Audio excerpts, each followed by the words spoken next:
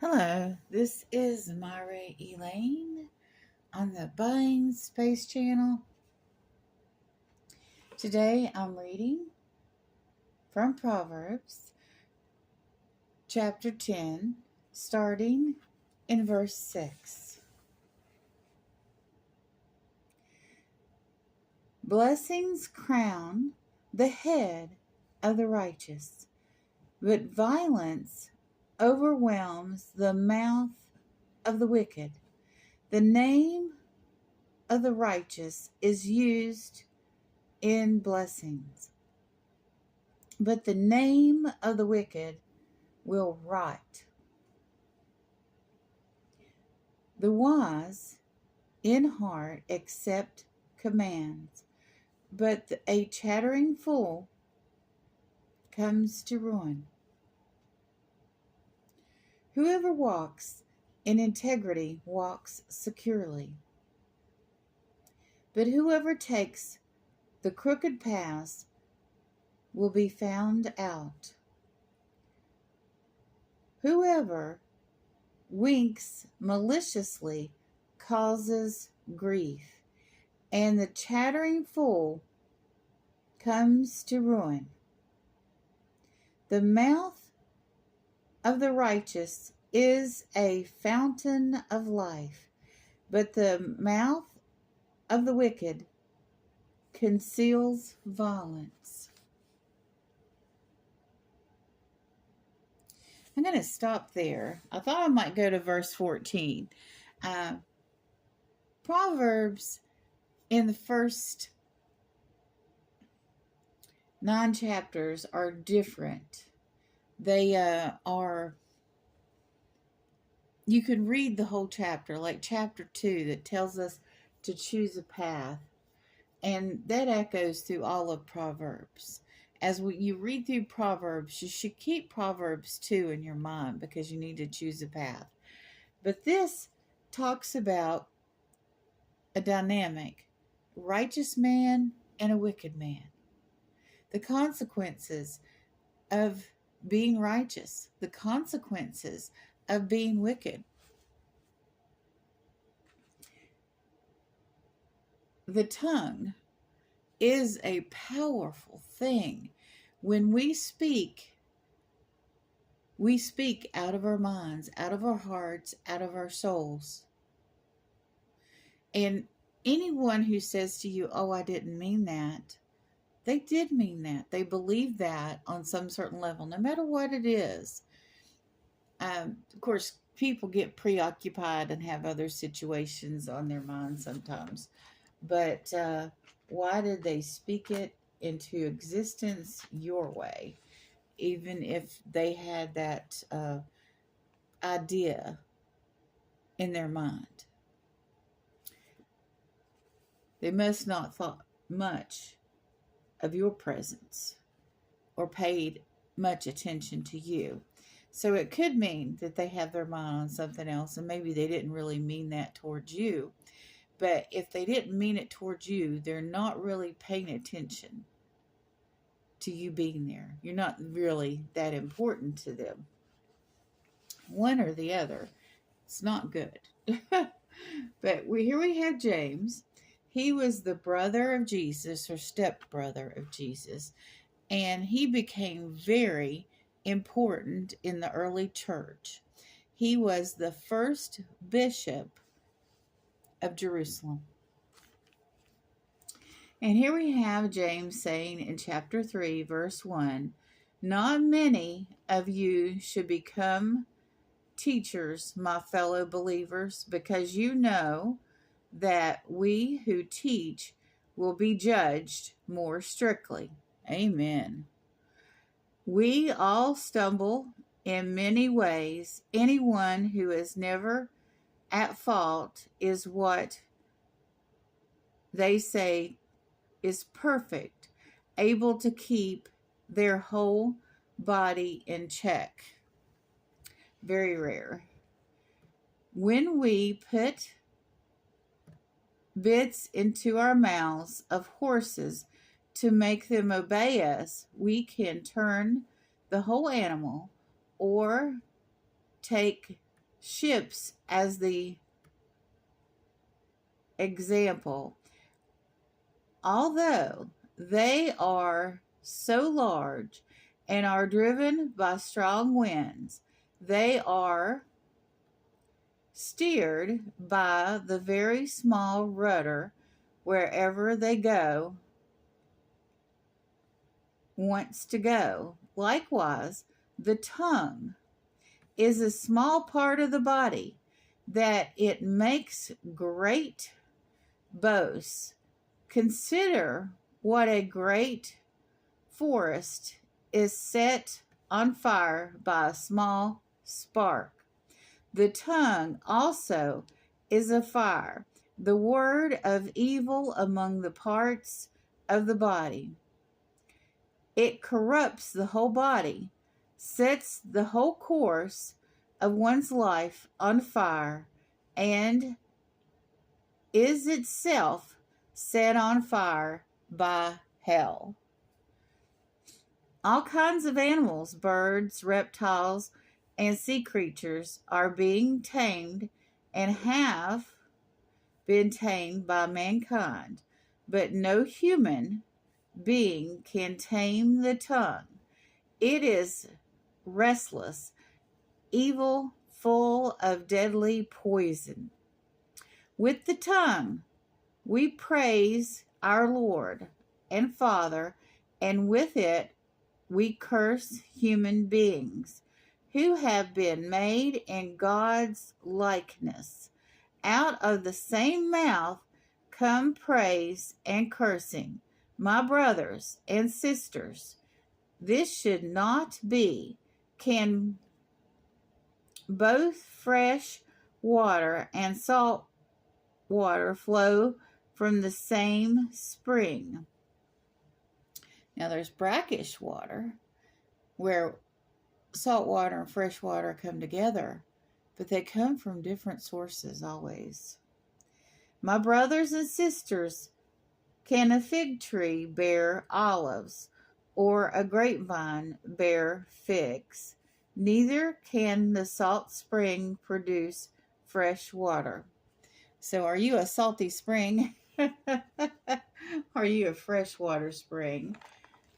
Are you tolerable or drinkable? Or do people spit your words out of their mouth because they are poison to them?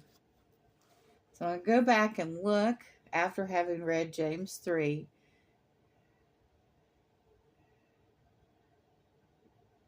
to Proverbs 10 and look at verse 6. But violence overwhelms the mouths of the wicked. Now that's a awkward way of saying that. Just think of your mouth as having soldiers in it.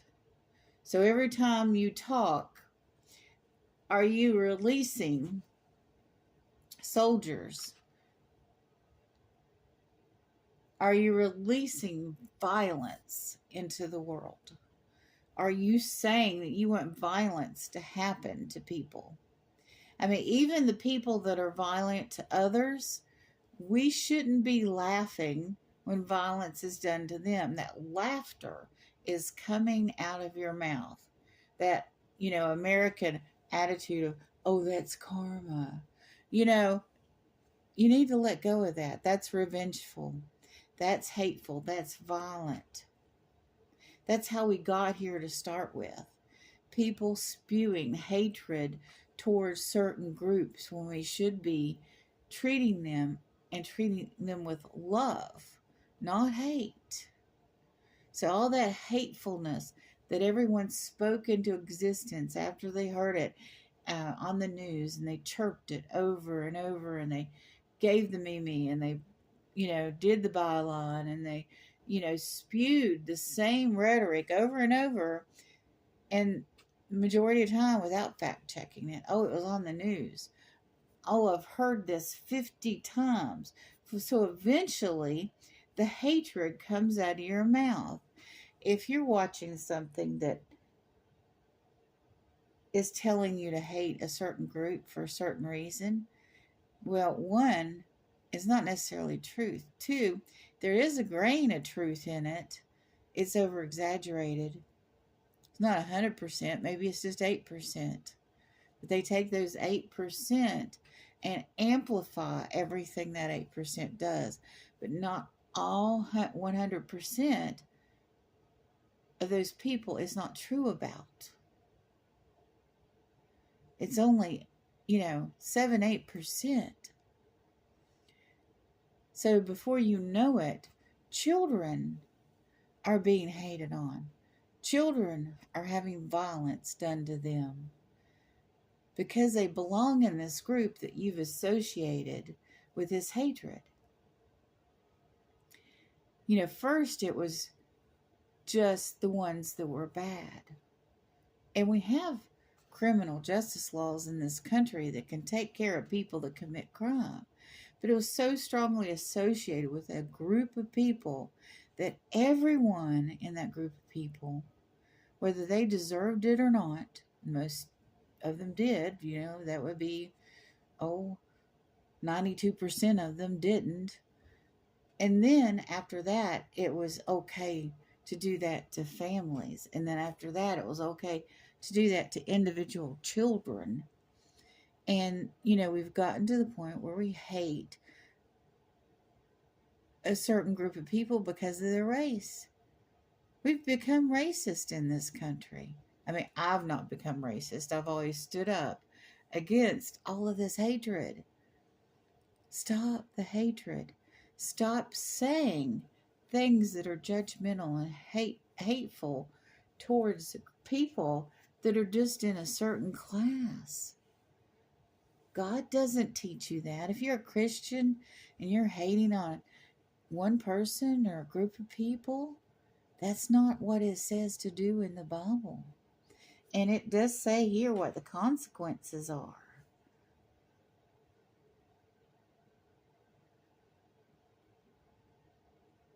Okay, that's verse 5.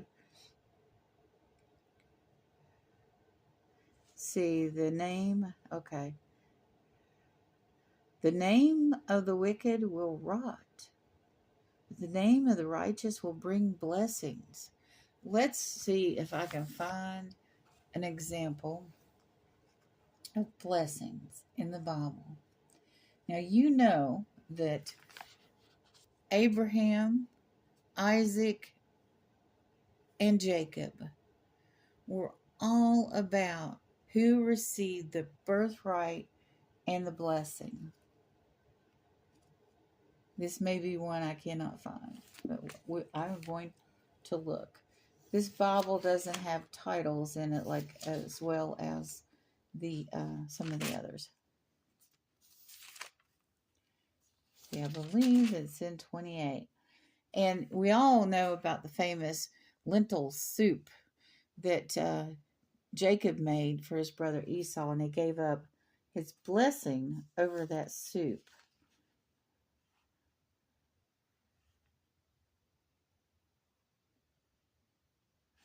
This is Exodus. That's why I can't find anything, because I need to be in Genesis. Because this tells the story from creation to the patriarchs to Moses. Okay. And Esau also lost his blessing because Jacob impersonated him.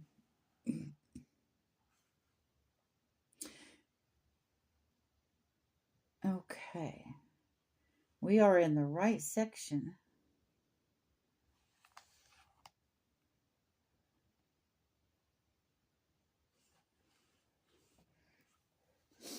Here we go.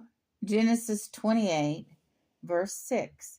Now Esau learned that Isaac had blessed Jacob and had sent him to Paddan Aram to take a wife from there. And when he blessed him, he commanded him, do not marry a Canaanite woman. So here we are talking again about how the the Holy Family, the Holy Seed from Abraham on, God directed to not marry out of the 12 tribes, out of the family of Abraham. Of course, the 12 tribes started with Jacob. He was the father of the 12 sons, and he received the birthright and the blessing.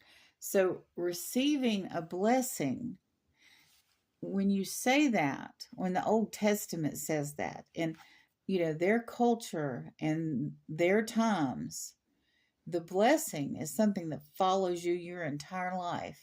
And it doesn't mean that the other sons and daughters of a family aren't blessed, but receiving the blessing is like appointing you the leader to go into the future, the person with the most influence, that you'll be blessed in that way. And that's how we should interpret it in modern times.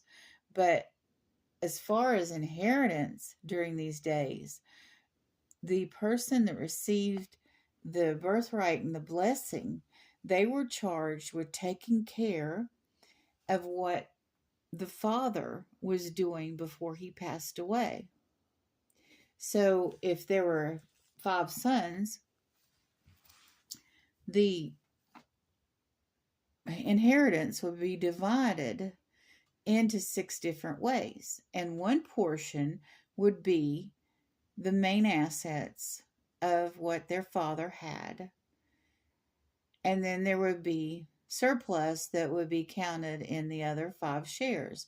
And if you got the birthright and the blessing, you would get your share, plus you would get the house of your mother and sisters to take care of.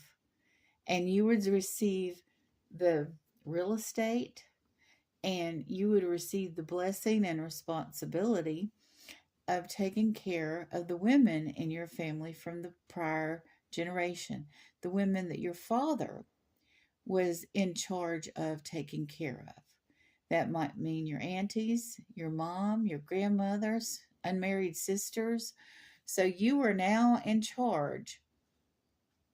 And if there were herds, you would get the majority of the herd. If there were, whatever was in that household was yours and you were in charge. You also expected to do the things that your father did and take care of the things your father did. And the house of Jacob had considerable responsibilities. And I don't think I can find it, but I will tell you that later Jacob blessed Ephraim and Manasseh. And Jacob was the youngest son. That's why Esau was so furious. He was the oldest son. They were twins. Oh, they were only minutes apart. And sometimes you'll be giving that a pass because they were twins. But later, when Benjamin and Manasseh received the blessing, Jacob, who was also the second born, switched his hand and blessed Ephraim more so than he did Manasseh. And the tribe of Ephraim, let me say this. Ephraim and Manasseh became a tribe instead of Joseph. So Jacob blessed Joseph's sons and made them both tribes, which was a great honor. So there was a tribe of Manasseh, but the tribe of Ephraim was a very powerful tribe in the northern kingdom. And so Ephraim received the blessing.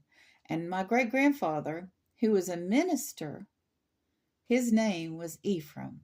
And I've always wondered why they chose that name for him. Where I'm from, the name Ephraim was not a common name. And his mother, her name was Rosina. She was Italian. So, a lot of family names in our family come from the Bible. My name's from the Bible. Myra is in Acts, where Paul, it's one of the places Paul went to. It's on the island of Cyprus. So my name came from the Bible, and people, think it's a very unusual name. It's a very old fashioned name, but it's biblical. It's a place. It wasn't a person. But I always wondered about my great grandfather Ephraim Polly, if that was a biblical name, because I don't see it in the family tree anywhere else. He's the only Ephraim that I know of in my family tree. And I was wondering if it was because of the blessing that Ephraim received and the tribe of Ephraim and the references in the Bible to the tribe of Ephraim are tremendous. I might do a Bible study on Sunday. One day that the liturgy is weak, if you know what I mean, about the tribe of Ephraim. But walk upright. And the verse that talks about the tongue, that if you take a crooked path, just think about people that lie. They always have to keep track of what they said, all the implications of what they said, and how the change of fact changes everything, the consequences of that change. It's just like we got A, B, and C, and A is the truth, and you chose B, but B has this subset of things that it changes because you're saying A is no longer the truth when it is. Lying is very tricky, and it's very freeing to be an honest person because you don't have to backtrack. You don't have to keep track. You can just be yourself because you've been honest. You don't have to worry about, this group over here finding out what this group knows because you've been honest. And if for some reason the other group has been against you and they come over and they tell, whatever lies are floating around about you to this group, you're always ready to explain and tell the truth. It's not hard to, because an honest person, a lot of times they have people go behind their backs and say these lies and stab them in the back. And those are the people that have to keep track. Those are the people that are enslaved to the rhetoric they've pumped out. And they have to keep pumping that out. You ever find a channel that's obsessed about talking about other people? Not all of them are flat out drama channels. They do it in subtle ways. And it's been an education to be on YouTube. I'll say that. But anyway, read Proverbs. It's a book full of wisdom. And it'll help you in life. It'll help you to be honest. It'll help you to keep control of that tongue, not to let those soldiers out, not to let that violence out. Even if you believe what's being spewed, which is not always the truth, you don't have to repeat it. You can sit back and wait. You can look for other evidence, and you can hold your peace for quite a while. And a lot of times you see that on the news, you're repeating it on social media the next day. You're not giving it any time to do any research or to find out what's true. And then that falsehood, the next day they're onto another falsehood that builds on that falsehood. Just like the YouTube channels that will slander somebody. They'll make something that person does, maybe on a daily basis, that there's nothing wrong with. They'll make that thing wrong. And then that affects other people who are doing that same thing. So they develop this culture of lies. And that's happened in our major culture too. The falsehoods are stated and then they're built upon. And before you know it, you're believing in Pizzagate. And by the way, there was no basement in the pizza business at that specific location that they were talking about. There's no basement. So that's how that can get out of hand. You know, all of a sudden, this pizza business has a basement and all this stuff's happening in the basement when in fact the building has no basement. So, you know, I've, what do you say to that? I remember when that happened. That was over a decade ago. And it was just, I look back and I kind of laugh at it, but it's just like so many people bought into that conspiracy theory. And it's absolutely not true. So if you're still believing in Pizzagate, go back because there's plenty of information now that can show you that that was not a thing. That did not happen. There's not even a basement. So be careful what you latch on to. Be careful what you believe. Because that went on for months, and there might still be people that believe there was horrible things happening in the basement of the pizza place. And there's no basement. So it'd be easy to fact check it now because it's all been found out. But when you latch onto something at the beginning that you've already been taught to hate certain people or a certain group of people, and then something comes out that they've done even more wrong, you latch onto it because you're in that mindset of hatred against certain groups of people. And the same is true for both sides. I'm not picking on one side or the other, but just think about it. You've already been given a mindset to hate the other side. And they shouldn't even be the other side. We're all children of God. And then something else comes out. And then they bring all these details that are all built from this falsehood, and all are not true, but they seem believable. It's very tricky.